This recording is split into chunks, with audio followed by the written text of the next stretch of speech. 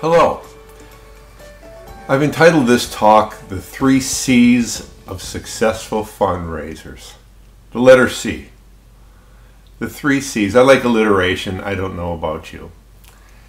But the 3 C's are competence, confidence, and character.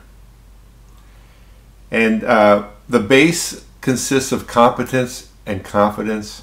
If you think of a triangle, I have character resting above them.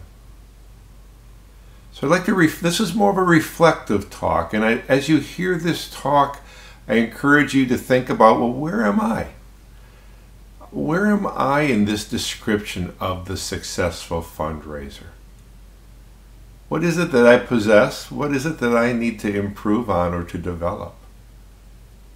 For we all have room for improvement. We work towards mastery to be the very best, but we all fall short, don't we? So competence. Competence is the ability to do something successfully or efficiently. The ability to do something successfully or efficiently. And don't we want to be competent as fundraisers? The utmost competent? That we do our fundraising, our major gifting activity, both successfully and efficiently. So how do we acquire competence? Well, we can acquire it, first of all, through education, through professional education. Undergraduate degrees, perhaps advanced degrees. Certifications that are specific to our field and to our, perhaps a specialty in which we operate in as fundraisers. For instance, planned giving knowledge.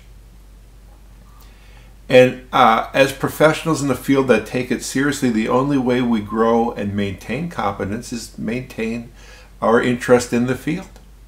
Be lifelong learners professionally, in effect. And study our work. Read the periodicals. Read the next good book that comes out.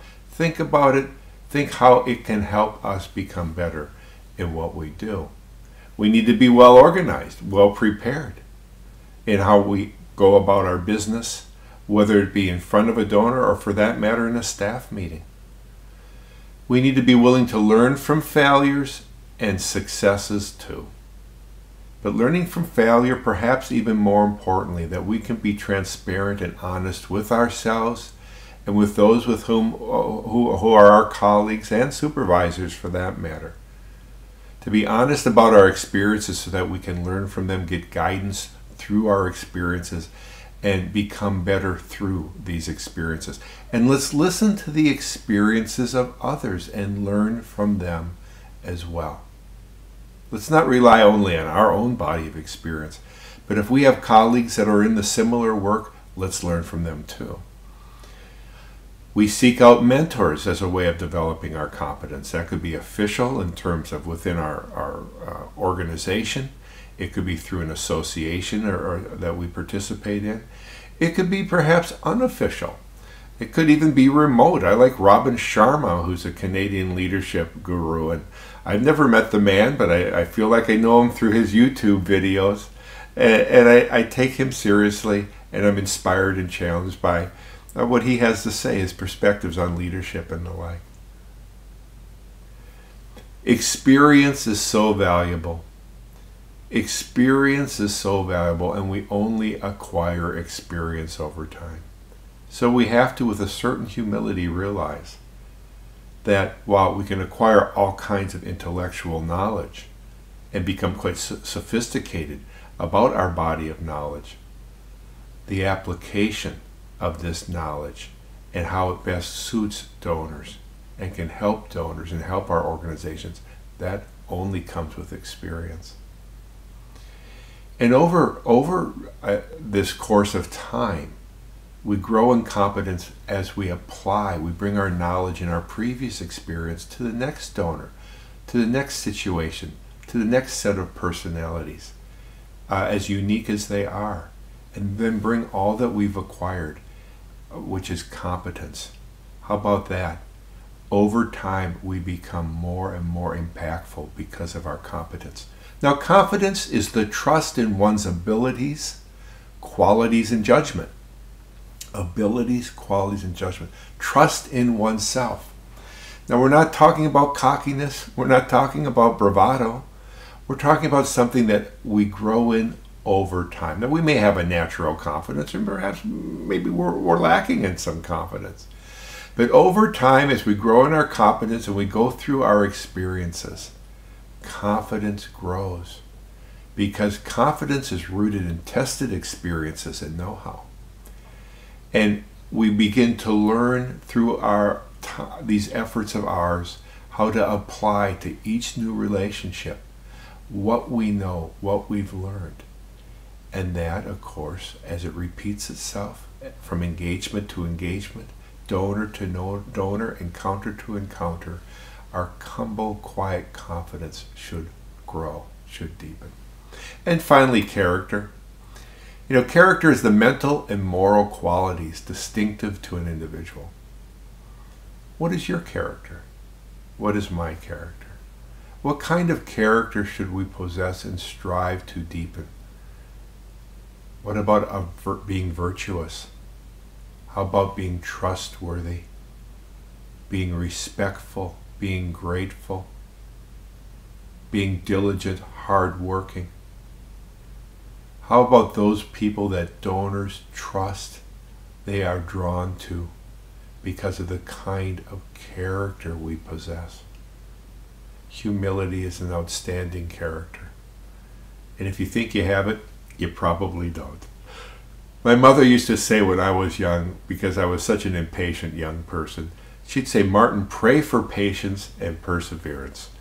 And when I think about my career in fundraising, my professional career in its entirety, patience and perseverance has had much to do with my acquiring what competence I have and what confidence I have, and perhaps even more so, what qualities that are praiseworthy in terms of character that have grown within me.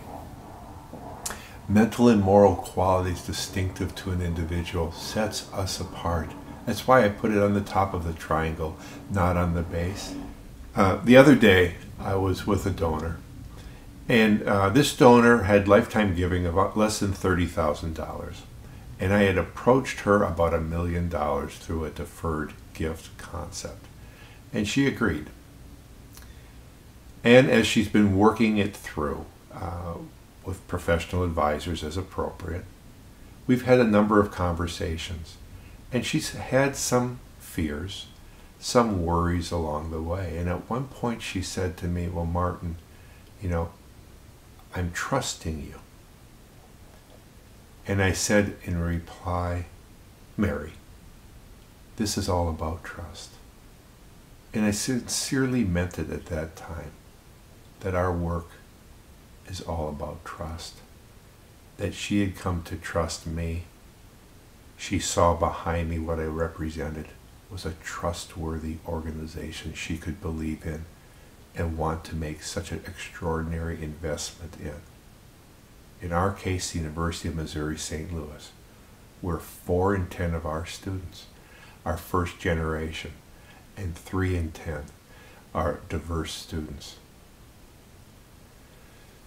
So I felt honored to have that kind of exchange with her because it reminded me of this very subject we're considering today. Character crowns our competence, crowns our confidence. So how are you doing? How is your competence, your competencies growing? How is your confidence? Is it deepening? Is it rooted in the right things? And are you working on your character to become the very best person that you can be? My even asking those questions are a challenge to me.